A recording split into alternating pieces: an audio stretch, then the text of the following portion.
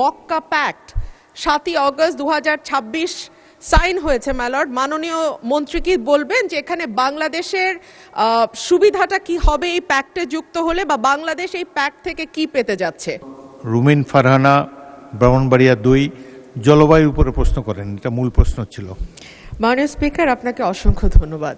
মাননীয় স্পিকার, পররাষ্ট্রমন্ত্রীকে তো আর চাইলেই পাওয়া যায় না, সুতরাং আমার প্রশ্নটি জলবায়ুর উপর না হলেও ওনার মন্ত্রণালয় সংশ্লিষ্ট, এই ব্যাপারে কোনো সন্দেহ নাই। মাননীয় স্পিকার, আপনার মাধ্যমে মাননীয় পররাষ্ট্রমন্ত্রীর কাছে আমি জানতে চাইছি, সৌদি আরবিয়া, টার্কি এবং পাকিস্তানকে মিলে যেই মক্কা প্যাক্ট 7ই অগস্ট 2026 সাইন হয়েছে ম্যালর্ড, মাননীয় মন্ত্রী কি বলবেন যে এখানে বাংলাদেশের সুবিধাটা কি হবে এই প্যাক্টে যুক্ত হলে, বা বাংলাদেশ এই প্যাক্ট থেকে কি পেতে যাচ্ছে? ধন্যবাদ মাননীয় স্পিকার। মাননীয় পররাষ্ট্রমন্ত্রী, এটি সম্পূরক প্রশ্ন নয়, তবু আপনি চাইলে উত্তর দিতে পারেন বা নোটিশ চাইতে পারেন। মাননীয় পররাষ্ট্রমন্ত্রী।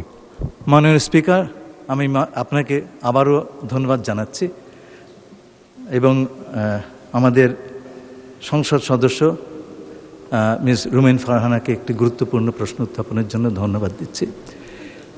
এই প্যাক্ট 3টি দেশের ভেতরে হয়েছে। আমরা এতে এই প্যাক্টটিকে ইতিবাচক হিসেবে দেখছি।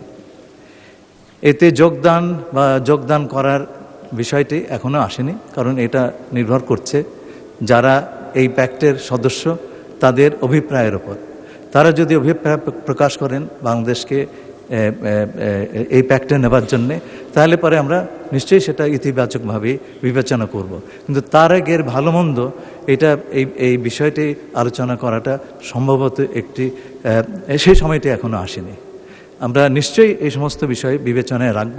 তবে আমাদের মনে রাখতে হবে একটা কথা, যে এই প্যাক্ট এটা যদি বিস্তৃত হয় এবং এটা হচ্ছে বিশ্ব মুসলিম সমাজের আত্মরক্ষার একটি ব্যবস্থা, এবং এটা আমাদের মুসলিম পরিবারের আভ্যন্তরীণ বিষয়। সুতরাং এইটা নিয়ে কারো অন্যান্যদের উদ্বেগের কোনো অবকাশ নাই। আপনাকে অসংখ্য ধন্যবাদ।